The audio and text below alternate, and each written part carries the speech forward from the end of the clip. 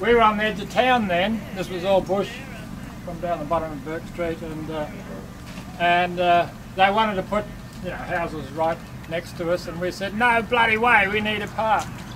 And so the Smiths, Francis especially, and the Latzes made a big fuss and got the council to have this park happening.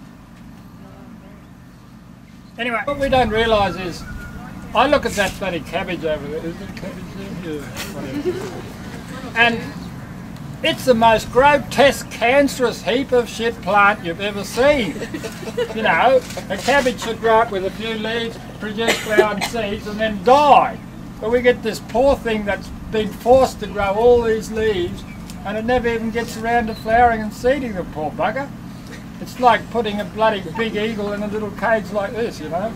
So, what you have to think of is that all the plants we grow in our gardens are freaks and mongrels. Nothing wrong with freaks. Yeah, I love freaks.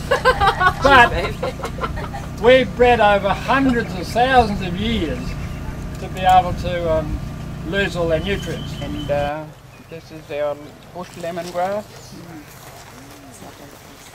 You get them growing in mainly river areas, and it smells pretty lemony, and people used to make tea out of it, you know, not boil it. When there was no billy cans and that to boil it with, they used to crush it up, put it in a scoop of water and let it sit for a while and then drink it. And it's a good source of medicine too for flus as well now. And where you're standing there, that's our fig tree that grows around on small hills and on mountains, and that the fruit, depending on where it grows, doesn't get real big. It's, you know, just a small fruit. People collect it when it ripens. It sort of turns a reddy colour when it's ripened and darken up to more purpley colour. People used to collect it and eat it, and also the dried ones was collected and grounded and made into small cakes, and that was a good source of medicine also for people with, you know, gastro. It was made up into sort of a liquid stuff and drunk and healed stomach problems. And that's our pine tree. It's called white cypress pine. I'm not too sure on the scientific names, but we call it iloka in Aranda. That was used for people when, you know, even children when they had hot fever. The bigger the tree was, they used to, you know, bring back the tree and lay the bark down on the ground and lay the person in there and cover them up with the bark, make them sweat it out. And that's like a sauna. That's our, what is it, the... Hakea? The corkwood?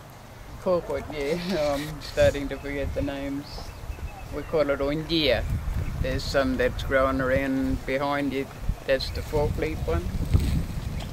The flower was collected and used for honey. You had to beat the birds and ants to it. And also there's a small little critter that makes honey on the leaves of that. It's sort of sugary. That was collected and eaten too, and that's all was called ngwala. Any sweet things are called ngwala. People use that word for alcohol now.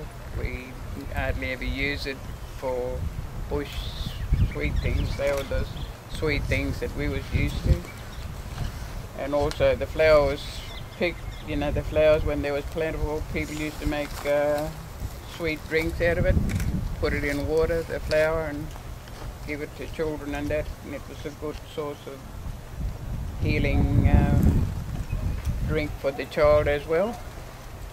And the bark was used, the bark was collected because it's corporatey, the bark, and burnt, and then it was grounded and the black powder was used for, you know, sores or nappy rash or any of those type of things.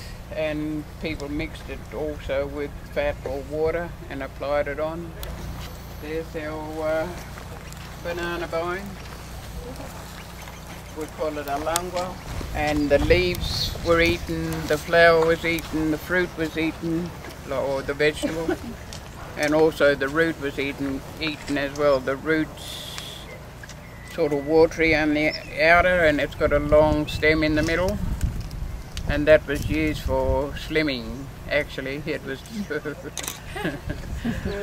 that's how people used to use it in the early times. Was we used to dig a lot of it and eat it when we was children. We was told by our people, look, stop eating that stuff, otherwise the whirlwind will come along and, you know, take you away because you're so skinny and light, you know. You need to stop eating the roots. There's a couple of holes really cute if you want to put some.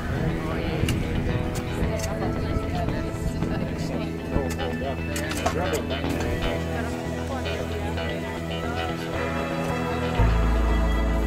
They look like